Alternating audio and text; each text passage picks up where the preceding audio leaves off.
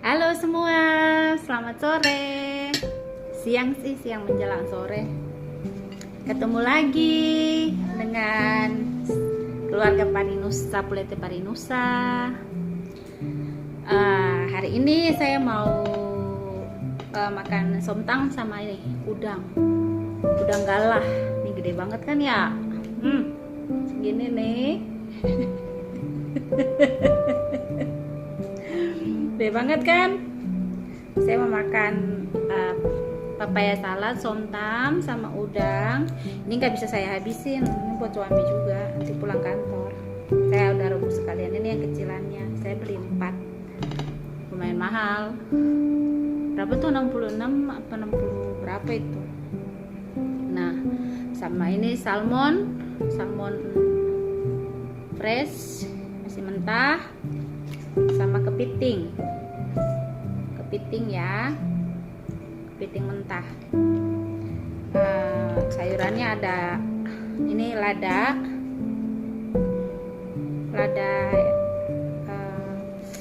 yang masih fresh. Terus ini lalapannya, ada buah cipir, boter, kemudian ada pakcoy, kemudian ada ini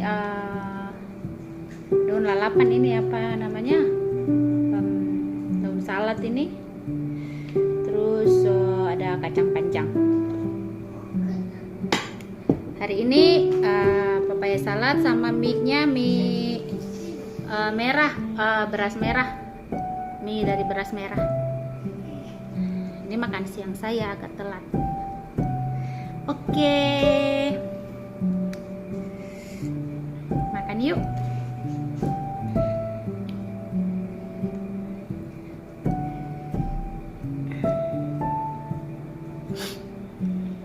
Ya, semoga teman-teman semua selalu sehat ya.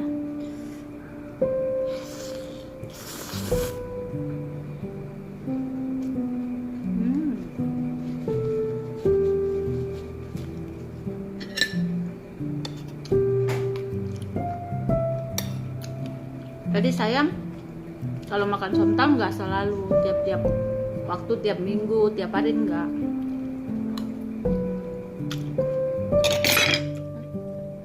Paling sebulan 2 kali. Mahal juga kan ya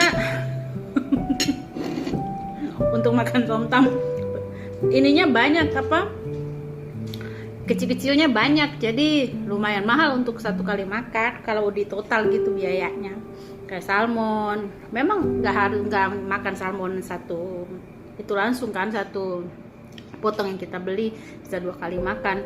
Tapi kan tetap aja satu potong aja udah berapa, 30 dirham lebih. Ini salmon ini ya, nih salmon fresh ya. Nah, itu loh nih, majuan dikit ini ya, enak.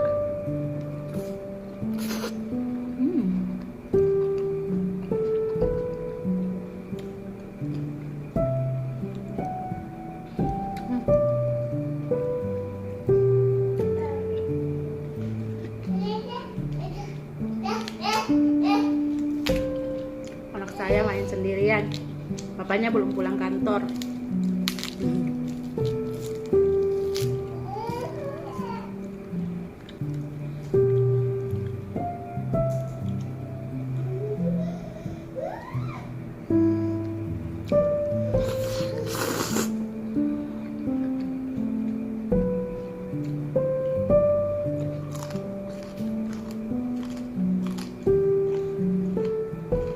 Ya. Oh iya, mau ngomong kan anak saya kan lahirnya di Dubai ya. Lahiran di Dubai itu biayanya lumayan mahal.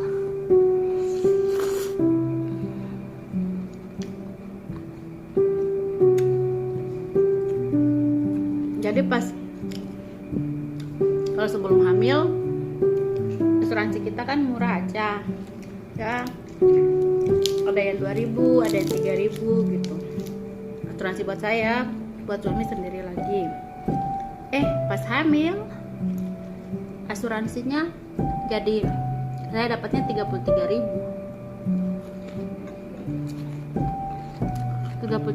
dirham. Itu untuk cover biaya lahiran. Jadi dia cover sesar 15.000 dirham, biaya lahiran biasa 10.000 dirham yang dia cover. In case biaya kita lebih dari itu, kita tambah aja sendiri. Kita harus bayar sendiri. Jadi waktu hamil pokoknya doa melulu deh, jangan sampai anaknya ada komplikasi atau apa, harus tinggal lama di rumah sakit gitu, karena biayanya udah gak ditanggung asuransi. Dia limitnya 15.000 dirham. Terus itu kalau sama untuk check up semua ditanggung asuransi, tapi ada beberapa obat yang dikasih dokter yang nggak ditanggung asuransi juga. Jadi obatnya itu tergantung, ada mereknya gitu, brandnya apa gitu. Jadi ada brand yang ditanggung di cover asuransi, ada yang enggak. Aku pakai Aksa kan.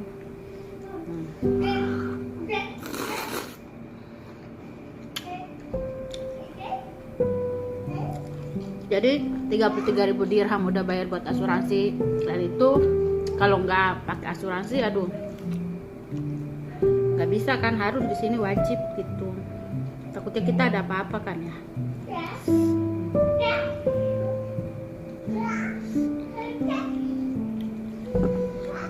Anak saya pas lahir kan kita dapat jatah 3 malam di rumah sakit.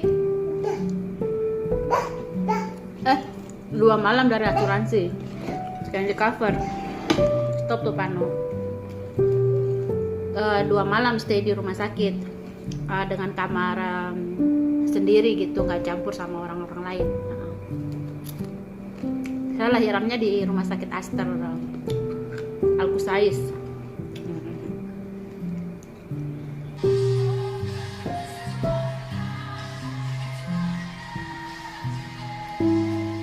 Iya. Gerak.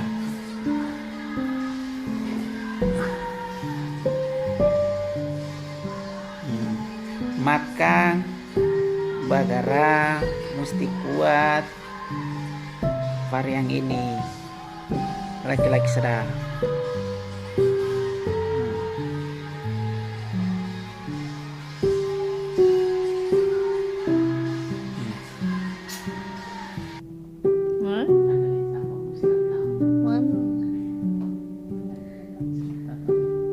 Kasihan di pipinya.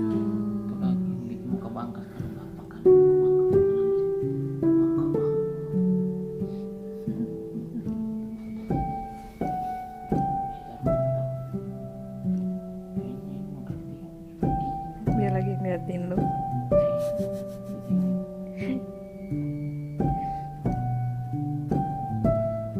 DJ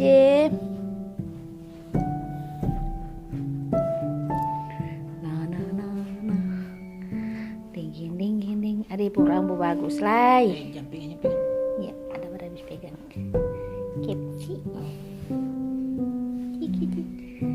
ciki bum bum. Nah, iya jawab. Apanya? Halo. Siapa punya anak laki-laki itu? Iyo. Mengapa?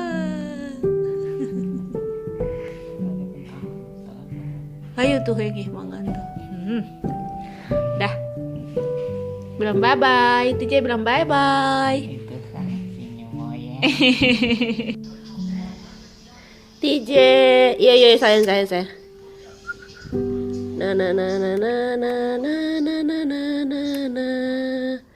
Ade, lapar kak apa? Lapar Nyong. Oh itu kasih yuk.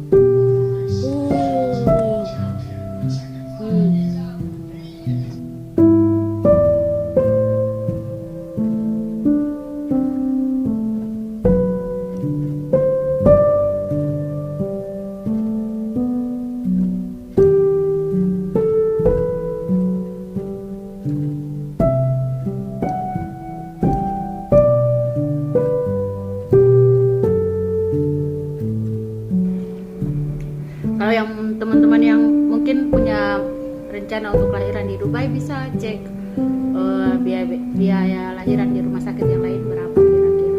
Rata-rata sih segitu ya, ada yang 10.000 sampai 15.000. Tapi kalau yang rumah sakit yang udah Aster kan istilah kata kelasnya ya biasa ya, kelas biasa aja gitu, kelas menengah lah. Nah itu bukan punya pemerintah kan, itu private hospital. Nah rumah sakit swasta. Nah kalau yang rumah sakit pemerintah ya lebih murah, ada lebih murah. Sesarnya sekitar 10.000 kalau nggak salah atau 7.000. Terus lahiran normalnya kayaknya 5.000 kalau nggak salah. Kalau lahiran di Sharjah lebih murah lagi. Di Sharjah itu semua murah, apartemennya murah, biaya hidupnya murah, hospitalnya murah, sekolah anaknya murah gitu di Sharjah. Tapi yang mau tinggal di Sharjah ya setidaknya punya mobil atau memang ada metro ke sana kayaknya ya. Kalau kita tinggal di sini di Dubai Silicon Oasis, karena suami kantornya di sini agak susah. Kalau harus tinggal di Sharjah itu jauh, kasihan suami saya. Makanya mau nggak mau kita tinggalnya di sini aja karena kita nggak ada kendaraan gitu.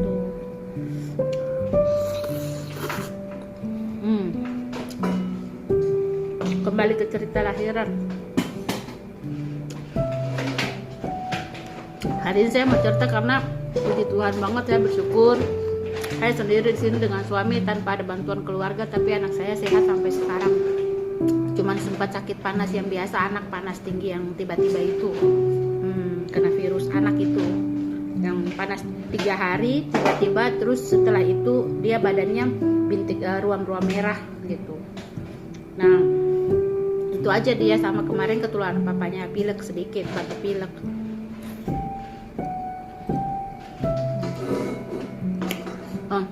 Kalau anak itu, oh ya makanya saya bisa cerita kemana-mana saya. Makanya saya mau cerita soal lahiran.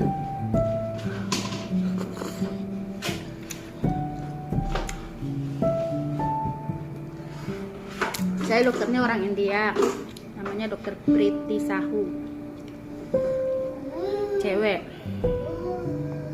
Saya check upnya di Health Hub Klinik Al Futtaim. Terus dia kan dokter di Aster juga kayaknya, jadi dia lahiran operasinya di sana. Saya lahiran sama dia juga, sama Dokter Priti.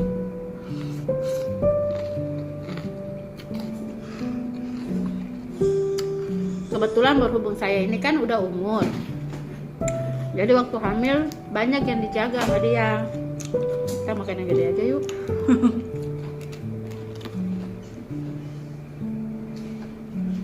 Jadi banyak hal yang dijaga sama dokter.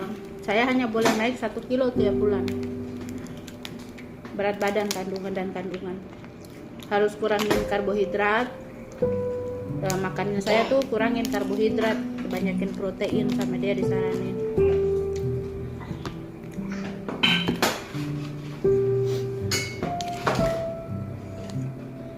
Karena saya sudah umur. Terus saya nggak ada, saya hanya komplikasinya normal aja sih, infeksi saluran kencing biasa.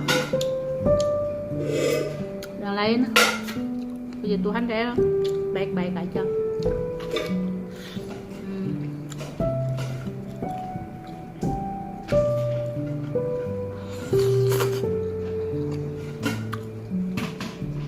Oh ya, biaya itu tidak ditanggung sama kantor ya, bayar sendiri.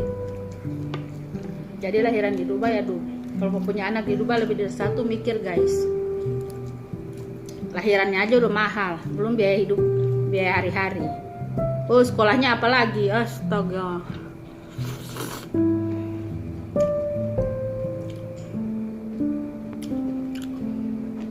Udah enggak lah,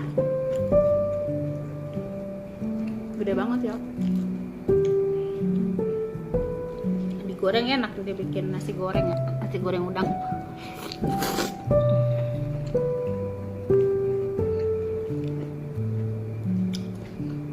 Makanya nggak saya makan semua, tinggal simpan buat suami.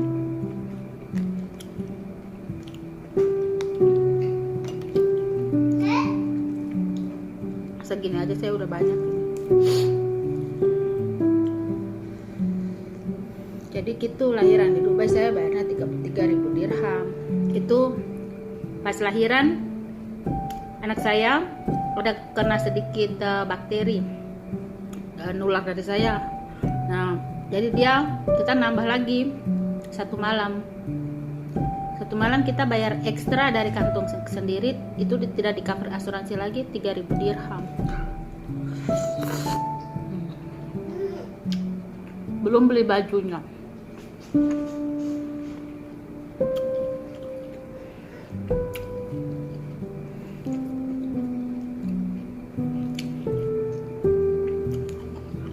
Kalau selama hamil, vitaminnya saya, iron, zat besi, kalsium, semuanya di cover sama asuransi. Tapi ada brand yang tidak di cover ya.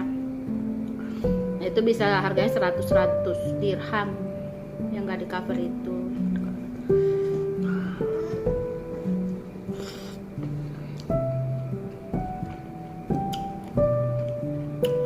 Sama pemeriksaan anak setelah lahiran, imunisasi pertamanya itu ditanggung asuransi. Jadi 1 bulan setelah itu masih ditanggung asuransi. Ikut saya, asuransi anak saya ikut saya. Nah setelah lewat sebulan harus bikin asuransinya dia sendiri lagi. Pakai AXA 5.400 atau 5.600 setahun.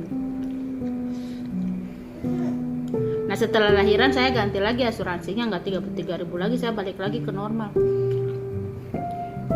Ke 3.000-an.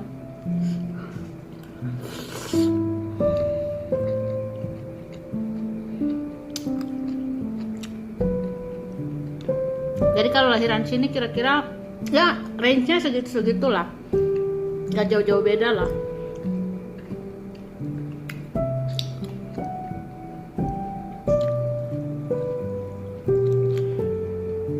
Terus pulang sampai di rumah ya nggak ada yang nolongin. Ada kalau mau pakai bayar jasa untuk orang datang bantu kita jaga anak, itu per jamnya itu berapa puluh dirham gitu per jam bayarnya.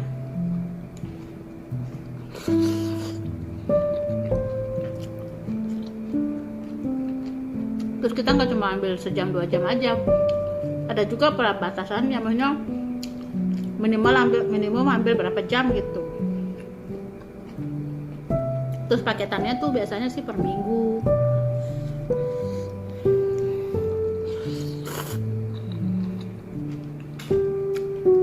Mana ada uang lagi ya kan, udah habis buat lahiran, pulang di rumah mau nggak mau ngurus anak sendiri, baru habis sesar. Aduh, cerita soal sesar ya, ini kan anak pertama saya umurnya pas lahiran kan umur 40 ya. Nah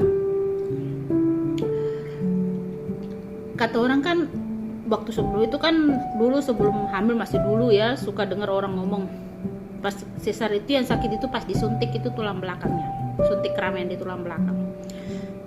Waktu saya lahiran ya nggak sakit, buat saya itu nggak sakit yang suntik tulang belakang. Kan dokter suruh tarik napas, dihembusin pelan-pelan, jadi nggak berasa sakitnya.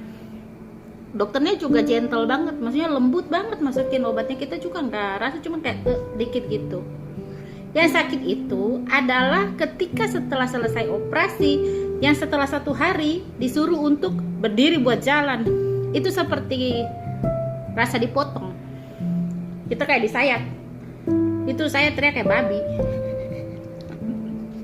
sampai kasar banget ya ngomong.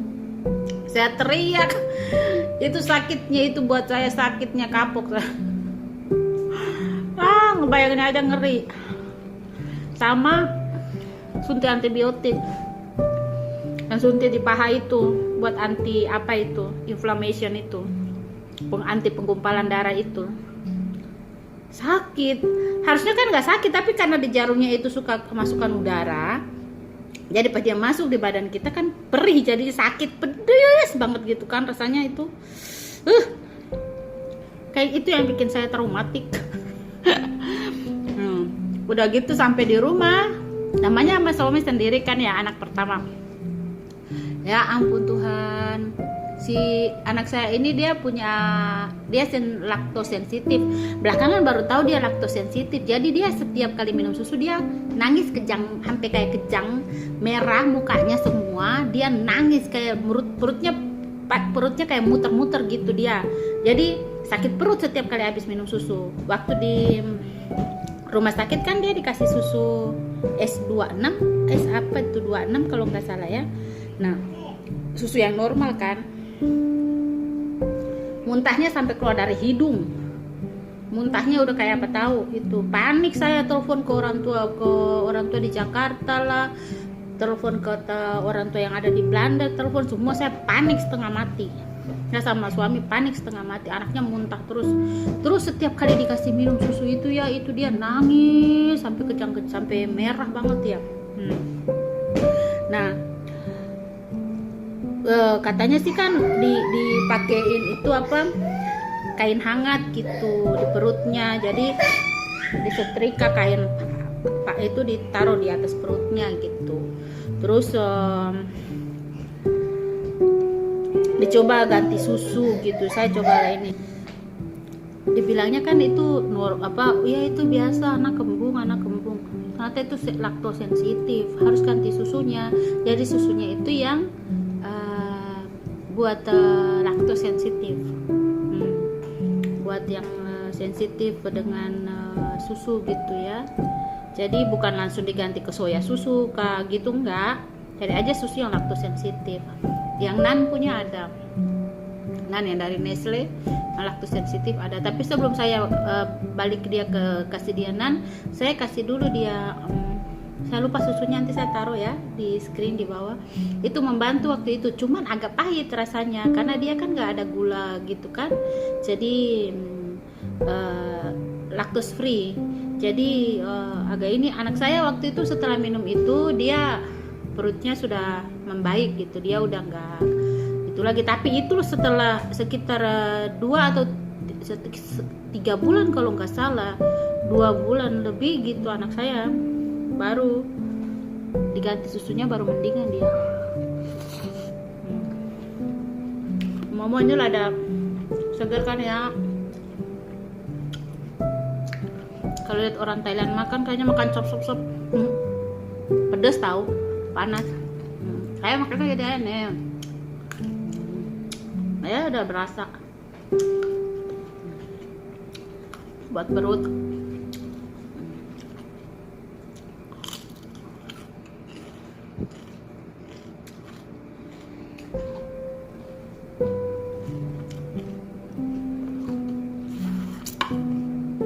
Kepiting mentah kalau disedot langsung dagingnya langsung set gitu keluar.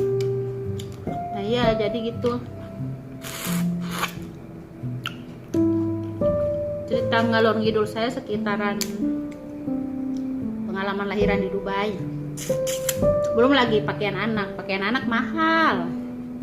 Ada, namanya kayak saya pakai Carter kan, mahal kan Carter,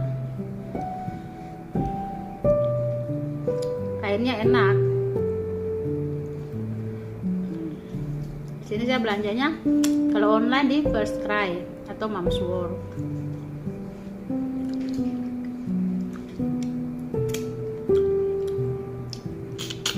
Kalau harga susu anak kayaknya sama aja kali ya sama di Indo, beda dikit kali.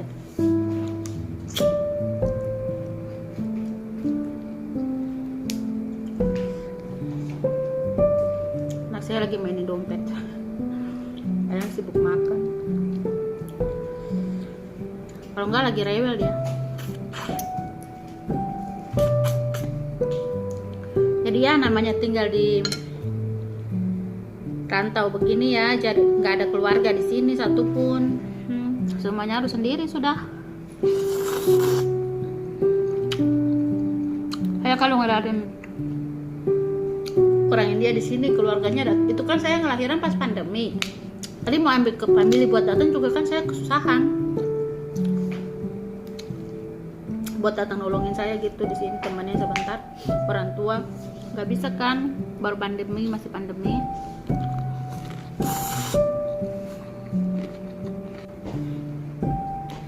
Jadi kalau mau ambil orang tua waktu itu memang kesulitan karena masih corona kan ya, covid. Bisa, tapi kalau di sini yang orang India, orang tuanya datang semua. Tetangga saya tuh lahiran, orang tuanya datang bantuin. Iri saya lihatnya. Tapi yang merantau itu memang ya mentalnya harus kuat lah, kayak gini semuanya sendiri, gak ada yang bantuin. Anak pertama nggak tahu cara mandiinnya gimana, nonton dari YouTube, berusaha bisa, sering panik sampai panik, telepon orang tua nangis-nangis, nggak tahu mau ngapain. Itu mah banyak dramanya.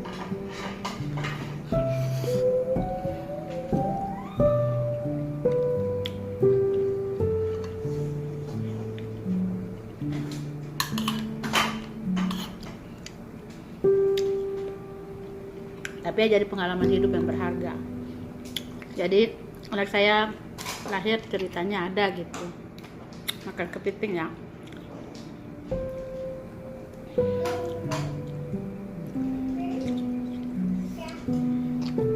Jadi gitu teman-teman.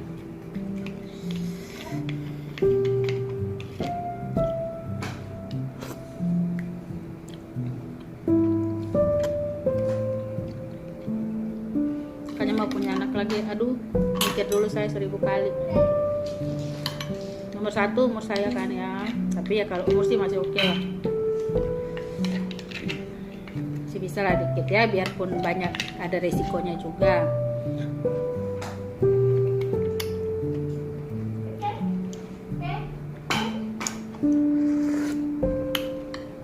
Tapi itu ngurusin sendiri sama biayanya. Atau kalau udah pindah dari Dubai kali ya. Kita kan gak selamanya tinggal di Dubai, beberapa tahun lagi juga udah pindah, mudah-mudahan, amin.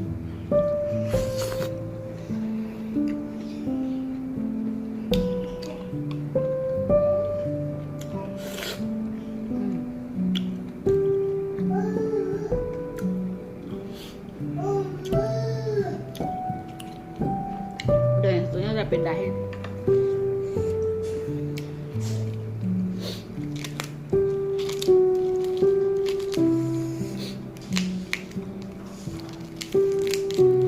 Kayak gitulah.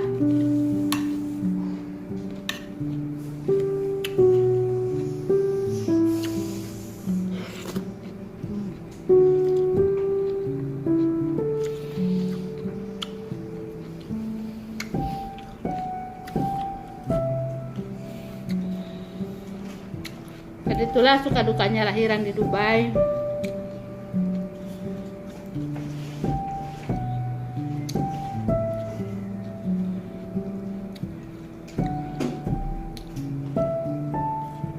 Kalau pas pandemi itu lagi, pas hamil itu lagi nggak pandemi, saya pulang lahiran di Indonesia aja. Memang karena waktu itu memang sulit, nggak ada pilihannya.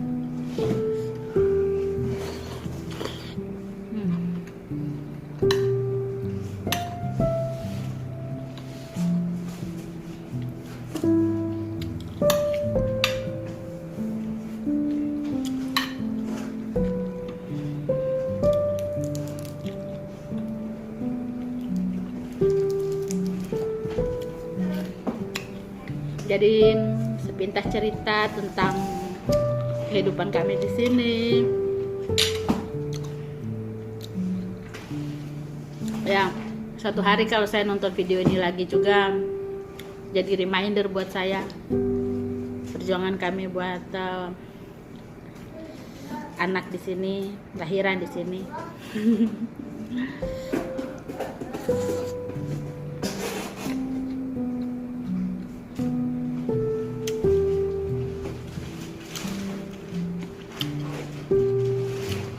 33.000 dirham itu 120 juta lebih kan ya, 132 juta kalau 1 dirham 4.000. Jadi asuransinya ada udah 132 juta, belum tebengeknya, belum ekstra di rumah sakitnya.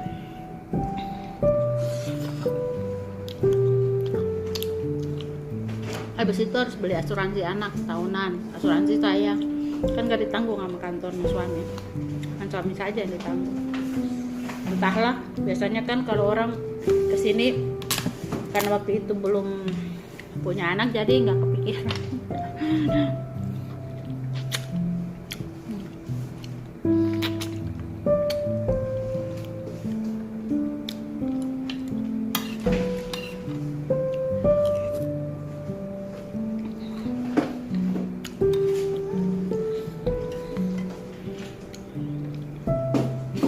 Kalau makan sonta memang kenyang.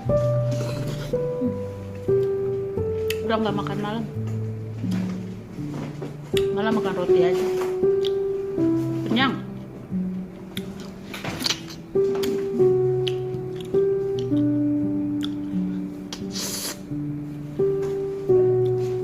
Tuh saya kalau lihat ada tuh ya cewek orang Thailand tuh, dia kalau makan kepiting langsung hap semuanya. Saya bingung itu mulutnya bagaimana, kan gede banget.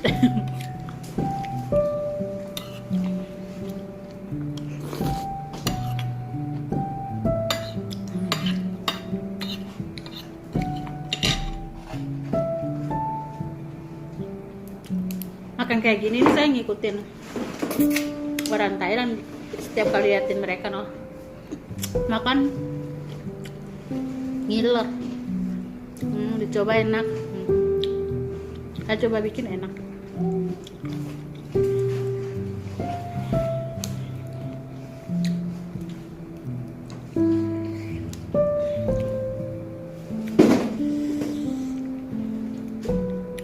Kalau kepiting mentah, saya lihat orang itu Nue itu di Pasifik. Mereka juga makan kepiting mentah, namanya kamak-kamak. Katanya kalau disedot dagingnya langsung sut gitu. Bener. Kan kayak gini kan dagingnya tuh.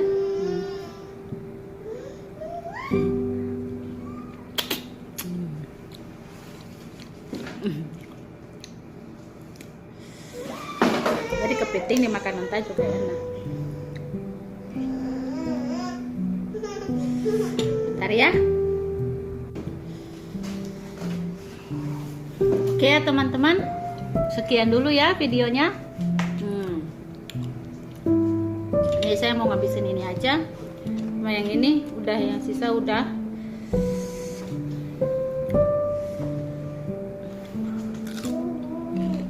Ketemu lagi ya, sampai ketemu lagi di video berikut. Oke, kalau ada yang mau bertanya soal ya tinggal di Dubai bagaimana, atau pengalaman lahiran di Dubai, atau apa yang ada yang pengen tanya, ada yang pengen tahu kurang jelas, bisa tulis saya di kolom komentar ya, saya coba jawab sesuai pengalaman saya.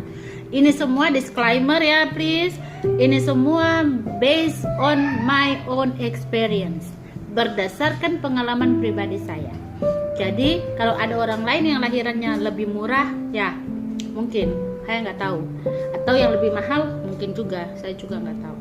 Ini berdasarkan yang saya alami ya. Jadi seperti itu. Oke teman-teman, jadi terima kasih kalau udah nonton sampai sejauh ini. Terima kasih ya teman-teman. Sampai bertemu kembali di video berikut. Bye bye, take care, bye.